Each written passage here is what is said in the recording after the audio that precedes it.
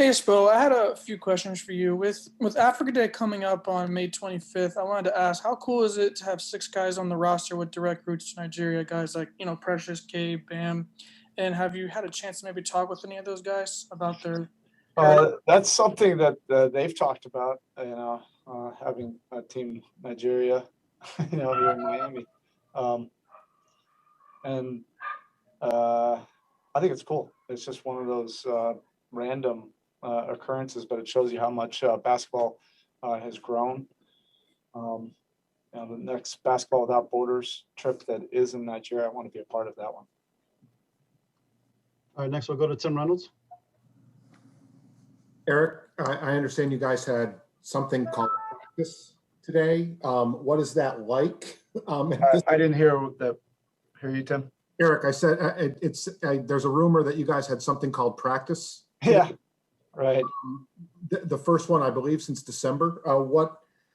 I know you're not training camp mode right now, Yeah. but you have 3 days to work. Like the advantages of that, and what sort of did you do today? Were you working on you today, or are you already in working on the Bucks mode? Yeah, a little bit of both. You have to try to take advantage of these practice days. I think the days off were also equally as important. Guys were able to get some treatment, get some rest, and gear up, for this series. But we were able to get some work done. Also, we haven't really had a practice. Now we did have a practice when we landed in Portland. So it's good, to have, these days in between. I think it's good for the league. I think it gives everybody the best chance of putting forward the best product. I guess it'll build as you get closer to Saturday. Do you feel like this team has flipped that proverbial switch into playoff mode? Do you guys feel like you've been in it for a while just because of, the stakes you were playing for down the stretch? Like, where are you? Well, we feel that we've been playing at a high level of intensity and emotion, the last several weeks. But that still isn't the level of what you can expect for the playoffs. And I think we have enough veteran guys, that understand that. And our locker room has a lot of respect for our opponent. Thank you. All right, next we'll go to Barry Jackson. Hi, Erik. From a health standpoint, could everybody, including Jimmy, go full at everything you did do today on court? Yeah, everybody was able to work, today. And I want to, like I just said, we haven't had a day like that in a while. Good. And with Trevor, has having him gone about as well as you could have possibly expected, and just the value of having a player like that in this series? Having a guy with Trevor's experience and his versatility is important against any opponent. And he shows that versatility on both sides of the floor. Really helps us defensively, with matchups and being able to guard, multiple guys, but also be able to defend in multiple schemes. And offensively, he's fit in as if he had been here for a long period of time. Thanks. Next we go to Ira Winderman. Erik, it was just about a month ago now when Jimmy Butler said after the win in San Antonio, all we got to do is get there. We get there, us as a team, I'll handle the rest. We know about Jimmy's bravado, but how much of that do you think sort of is the case, that we're going to see sort of a different level of Jimmy? And is it too much to expect every last breath Jimmy like we saw in the bubble, or is that just who he is? You're pulling up like quotes from 5 weeks ago. Yeah, Jimmy's played at an incredibly high level all season long. And he's done it on both ends of the court. You need your best players, to play well and to lead and to give your team confidence. And that's what Jimmy has proven, that he has an ability to do that. Bam as well. This will be a new challenge, and we're all looking forward to it. And then speaking of new challenges, while there's obviously been a bunch of roster redo on both sides, the major component that changes from last year is Drew Holiday with the Bucks. How much does that, when you did your game planning, change the equation? Honestly, as him as a two-way player, change the equation? Yeah, I mean, he's a legit all-star. You can't expect, series, to be easy. Um, they've had, they're competing for the best record in the East for a lot, most of the season. And that's for a reason. They've done it on both ends of the court. They can really defend. They've got guys that really play well off of Giannis. But Holiday has been a leading man, before on other teams, and an all-star again for a reason. He's a very good two-way basketball player. Thank you. Next, we go to Malika Andrews. Hey, Spo. It's good to see you, although I'm not sure you can see me. I was curious, what you've been through early on in this season. We talk so much, especially folks like me who come in for the one practice you guys apparently have a year and then leave, about heat culture. I'm wondering what happened early on. While no one wants to have to go through those health issues, those battles with sickness, what that did to test and then potentially build what you all needed to do down the stretch as a group. Yeah, I don't think that it was necessarily exclusive to us. You look at it league-wide, everybody was dealing with a lot. And we mentioned, several weeks into the season that we were going to grind, not make any excuses, continue to try to get better from these shared experiences of adversity.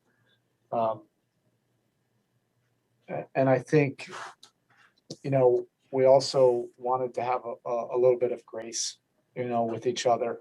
That these were extraordinary circumstances, hopefully circumstances that we won't experience ever again, but definitely experiences that were different than any other NBA experience that we've all had, before. So we wanted to have that balance of having grace, for each other, going through a lot of unpredictable adversities, and then, hopefully get better from that and bring a locker room closer. I think that's what you saw. Was a locker room that was, banding around each other to try to get better from all of these collective experiences. Does that make it any sweeter now to be at not the finish line, but the beginning of a new start line? This has been a really enjoyable season.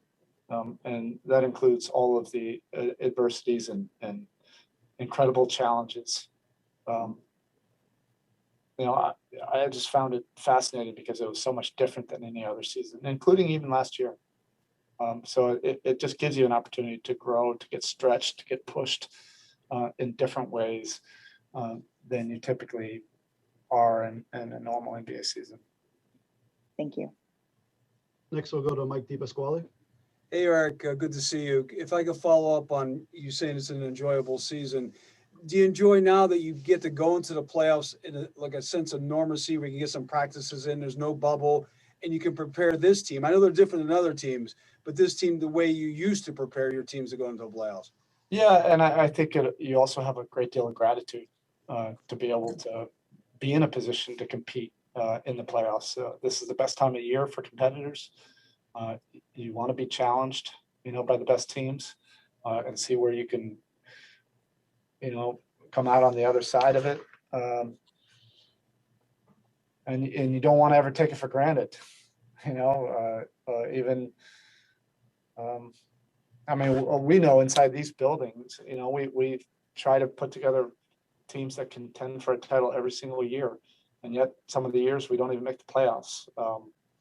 So you just want to, embrace it, be grateful, for this opportunity to be able to do this together. This locker room, I think the locker room really enjoys, each other.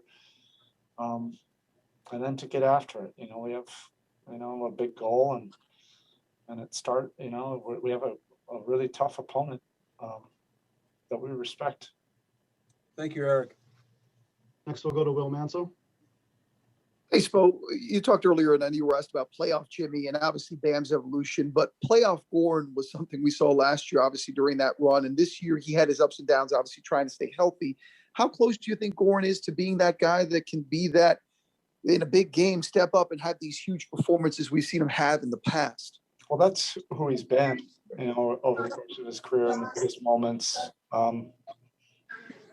That's when the competition tends to bring out the best in him and a different level. And this year for him was just about managing the schedule, managing his body, and just getting physically right and in rhythm, by the end.